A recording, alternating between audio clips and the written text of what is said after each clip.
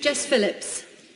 Thank you, Mrs Deputy Speaker. Or in a feminist debate, I'm going to say Ms Deputy Speaker. I would like to also congratulate all of the people who've made their maiden speeches and just remind the House that when we say maiden, what we mean is somebody who's inexperienced. So that's another one for some sexist language that gets used.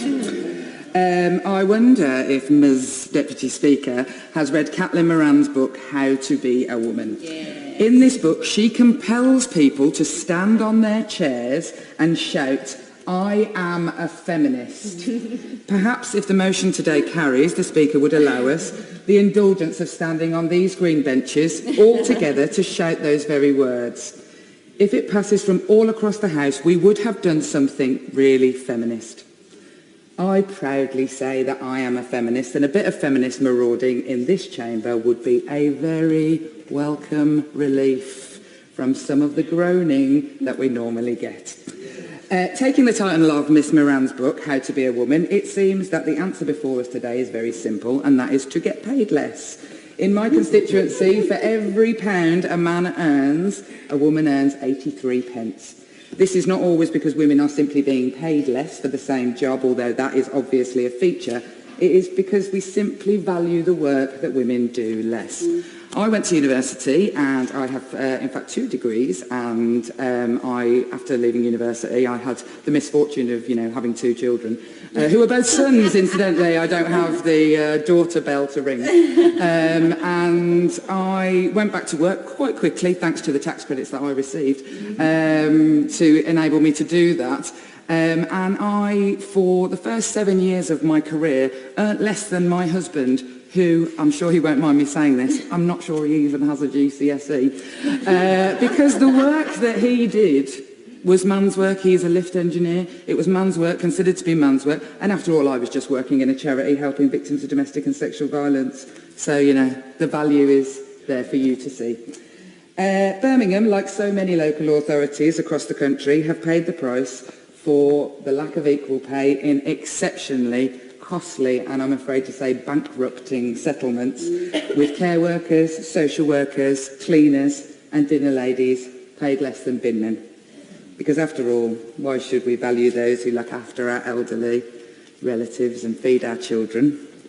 However, Birmingham City Council is trying to settle this score, and the Labour Council's work around paying all staff a living wage and demanding all contractors, including care contractors, pay a living wage is a huge step forward in equalising some of both the public and private sector pay in the city I love. I commend any advancement towards the living wage. However, I bet if I were to still look at the 2 large public sector contractors in the city and compare what the women earn, there would still be a stark pay disparity between the jobs that men are doing, like highways engineers, ground staff and building contractors, and the work with a majority women's workforce, caring, nursing, cleaning, feeding. To add insult to this... Yes?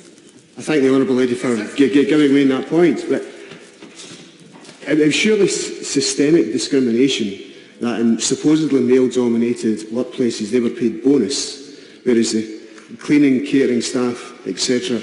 were not. And can I ask her, in terms of the Birmingham example, did central government help Birmingham City Council out in settling these claims?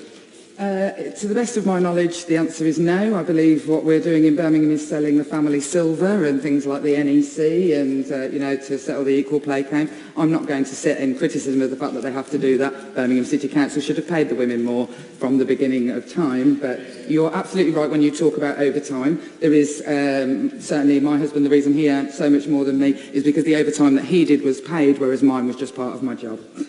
So, to add insult to the injury of the vast majority of unpaid work that is done by us, the very much fairer sex, I sometimes fantasise that all the women in the country would go on strike just for one day to stop doing everything that we do for free to care for children, care for grandchildren, care for relatives, friends and neighbours. Imagine the cost to social services if we withdrew our labour.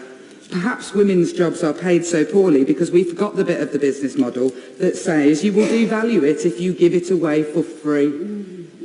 The constant rhetoric about hard-working families seems to forget that the hardest work of all is that which pays nothing. I challenge anyone to stay at home permanently with a couple of kids and deliver meals, care and company to your dying mother and tell me that that isn't hard work. I have lots of caring responsibilities, and let me tell you, coming to this place and going to any work is like being on holiday. Having worked for years with women beaten and abused because of their gender, perhaps I am less keen to herald how far we have come. I know that to be a good and honest and decent society that we can all be proud of, society needs to value its women. There is a very well evidenced and reliable link between violence against women and their general standing in society. This is not just about money and pound signs. This debate is about value and worth.